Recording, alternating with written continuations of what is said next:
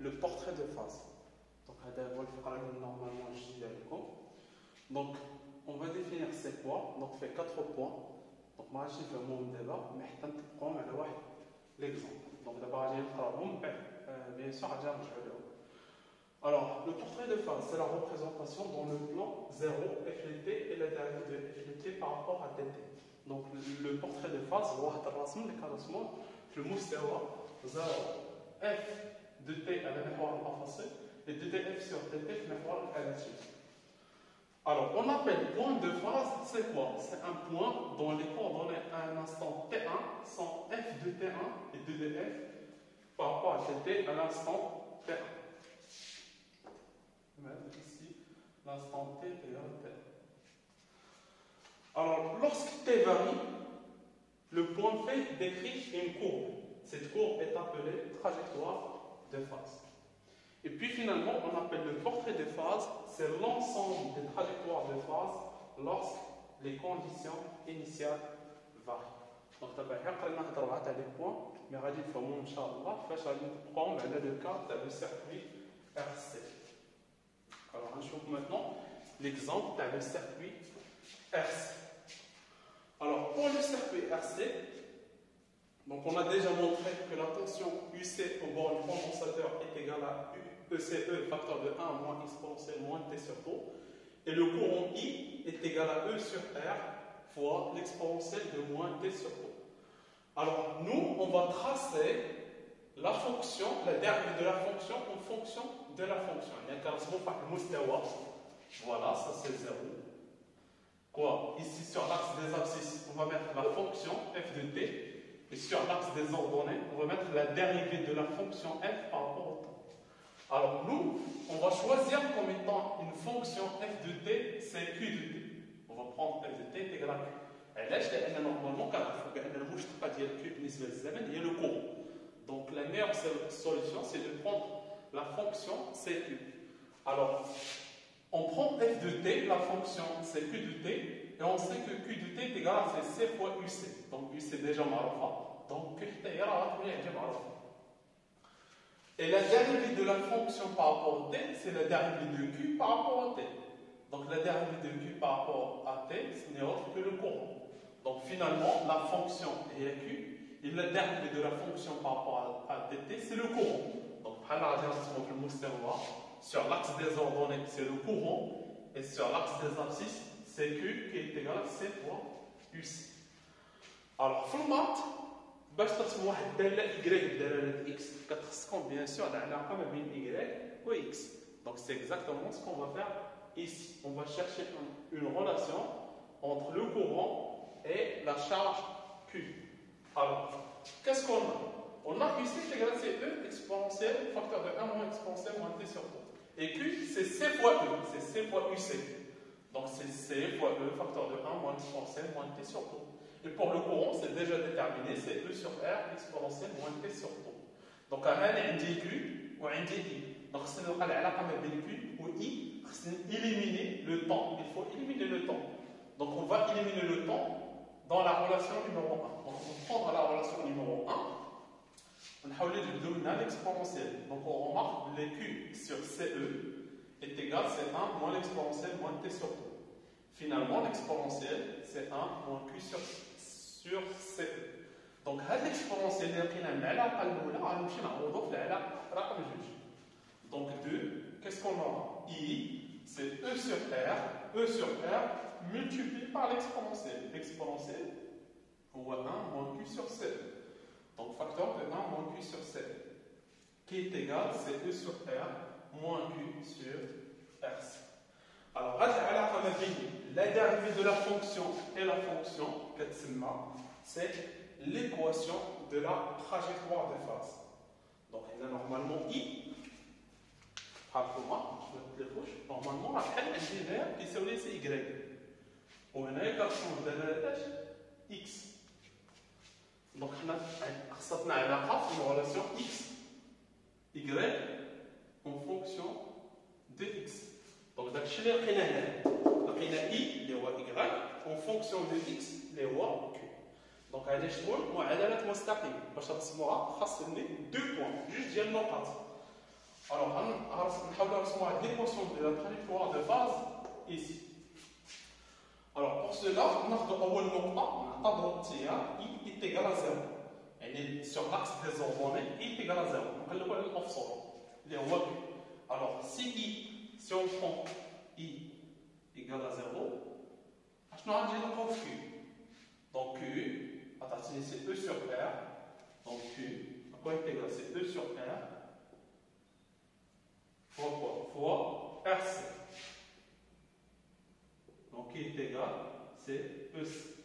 Donc, notre nouvelle quand mise l'offset les rois Q, attention, l'offset c'est Q, les rois Q c'est, le objet là c'est 0. Alors, notre fin j'ai normalement, par exemple ici, E fois C. Le objet bien sûr c'est 0.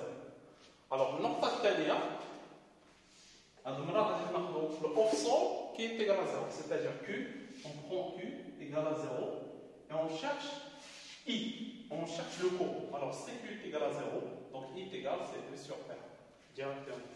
Donc on remarque que I est égal, c'est E sur R. Donc le point, les caractères par l'abscisse 0 et l'ordonnée E sur R.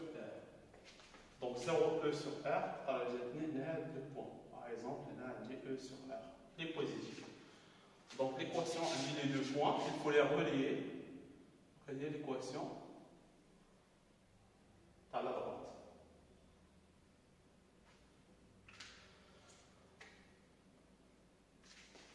Voilà.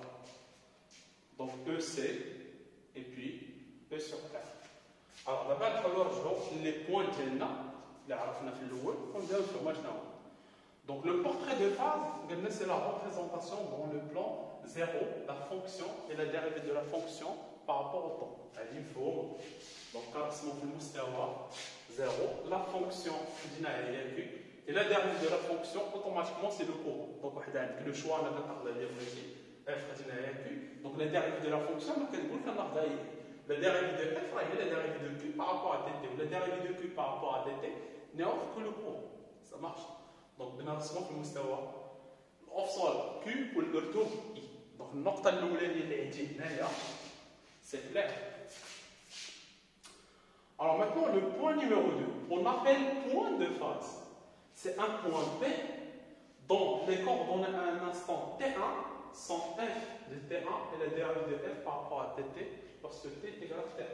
Donc le point de phase ما هي إلا واحد النقطة على هذا الكون. Par exemple, le point à l'instant t est égal à T1. Donc, les caractérisés par l'abscisse f de T1 qui est égal à f de T1 qui est égal à q de T1 et l'ordonnée, c'est quoi? C'est la dérivée de la fonction liée au courant I à l'instant T1. Donc n'importe quel point, elle a la trajectoire, elle a deux coordonnées. Donc l'abscisse, l'ordonnée. Donc je pense elle est claire.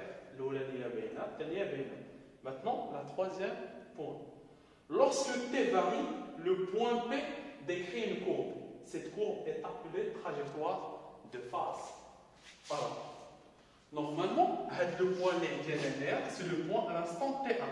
Alors, là, si je change le temps, lorsque T varie, alors si T varie, on va voir que le point ne marche pas linéaire. Normalement, c'est le point à l'instant T2.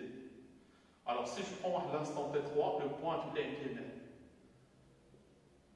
Donc, si le temps varie, le point P est normalement, il y a de la droite. Alors, la courbe de points P, c'est la trajectoire de phase. Donc, la trajectoire de phase. La relation entre I et Q, c'est l'équation de la trajectoire de phase. Ça marche. Alors, finalement, le point numéro 4, on appelle le portrait de phase. Donc, On a la trajectoire de phase. Alors, le portrait de phase, c'est quoi? C'est l'ensemble des trajectoires de phase lorsque les conditions initiales varient. Alors, l'air, supposons que le générateur, il doit avoir la source de tension E, qui est 7 volts. Alors, si je change à E, au lieu de mettre E, par exemple, E1, les 2 et 4 volts. Donc là, on a E, les 2, E1, l'équation là, c'est exactement la même équation, une fois remplacer E par E1. Donc, on dit c'est E1 sur R moins Q sur RC. Donc là, je vais vous la trajectoire de phase, supposons un dit E1 sur R, parallèle, on a un indice, c'est E1C. Donc au lieu de E, on a E1. Alors là, on a E1 par E2. Donc là, on a E2, donc on a E2 sur R, parallèle, et ici on va voir E2C. Alors là, j'ai deux parallèles, on remarque que la pente est moins 1 sur RC. Donc, juge ديال المستقيمات عندهم نفس الميل كيكونوا متوازيين. داكشي علاش هاد لي ضغط رسمتهم هنا عليها متوازيين. دونك هذه تراجيكتوار دو فاز وهذه تراجيكتوار دو فاز وهذه تراجيكتوار دو فاز.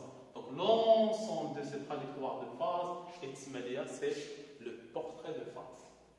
Donc maintenant j'espère que les 4 points qu'on a définis ici sont clairs. Alors maintenant le point il y a l'orientation de ces points. Alors, lorsque T varie, le point P quatrième T. Maintenant, supposons que T est égal à 0, auquel le temps. On a 1 seconde, 2 secondes, 3 secondes. La question qui se pose, est-ce que le point P a la trajectoire ou là, normalement, on va compter là. Et bien sûr, l'effort en fonction de T, UC, quand on a l'instant 0, puis on suggère de la même chose, même plus l'infini. Donc, la trajectoire de phase, elle a dit, finalement, il est égal à 0, finalement, l'instant T tend vers plus l'infini. Alors, normalement, l'utilité de la trajectoire de phase, c'est qu'elle ressemble à les deux courbes en même temps. Qui fait?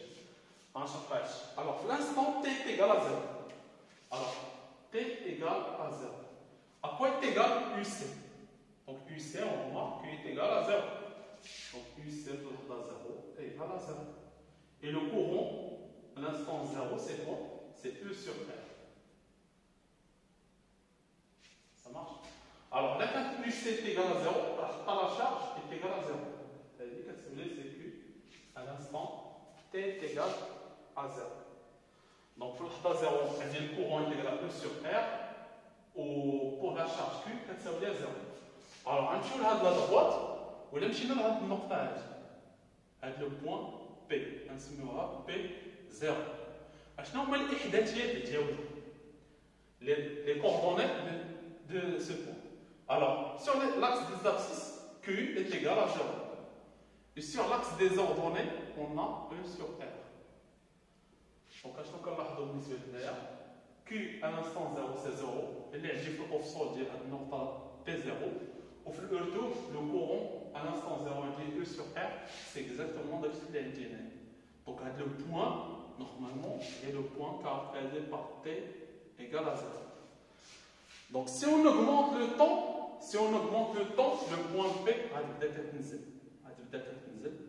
donc, normalement, l'orientation de trajectoire de phase, c'est dans ce sens. Le point là, c'est le point P infini.